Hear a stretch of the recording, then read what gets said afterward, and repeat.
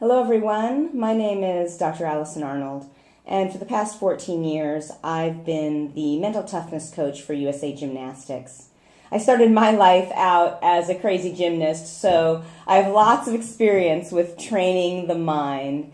And today in this lecture, I'm just going to talk about the 5 rings of mental toughness and ways that you can start helping even little kids become more aware of their mind, be able to control their mind, and be able to be more mentally tough.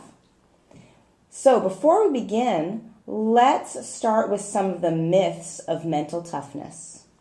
So the myths of mental training, the first myth is that mental training takes a lot of time. Some of the techniques that I'm going to give you today you can do throughout your workout or even throughout your class if you're working with level 3s or level 4s. It's simply a language that you can use with athletes to get them thinking about the mental side of the sport. Now, of course, ideally, if you wanted to use one of my workbooks or take a half an hour a week to do some kind of mental training exercise, I think that's awesome. And I totally believe that that will pay off in the end.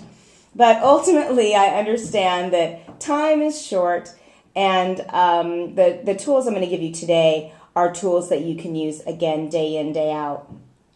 Myth number 2, mental training is only for head cases. You know, I hate this myth more than anything. I'll talk to people and I'll say something like, oh my gosh, she really needs to train her mind. And they'll say, no, she's fine, she's fine. But let me tell you right now, mental training is for any athlete that needs to deal with fear, deal with frustration, deal with competing, the way they want to compete, the way they train, deal with stress and pressure, including from parents, from coaches. You know, it's important to train the mind because the mind is like a little monkey and will be taking you on field trips that you don't want to go on throughout your whole life. So mental training is not just for head cases. I mean, mental training is for all of us. I'm still doing mental training every day of my life. Myth number 3, mental training is a crutch. Definitely not. You'll see today from this lecture that the tools I'm going to give you are just that. They are tools. And these are tools that can be taught and relearned. So they're not using it as a crutch, but they're using it as a way to control their mind and emotions. Myth number 4, mental training is only for athletes with fears. Again, we kind of go back to number 2. Mental training is for any athlete that's dealing with stress, pressure, frustration, or competition excellence. And myth number 5, either you're born with it or you ain't got it.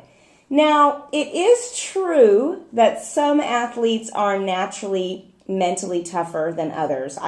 I definitely know that and admit that.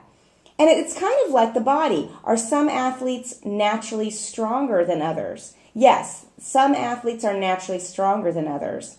But that doesn't mean you don't condition those athletes. And so it's the same mentally. Some athletes are naturally mentally tough, but you still need to condition them. You still need to help them become aware of their mind and help them be able to control their mind and emotions.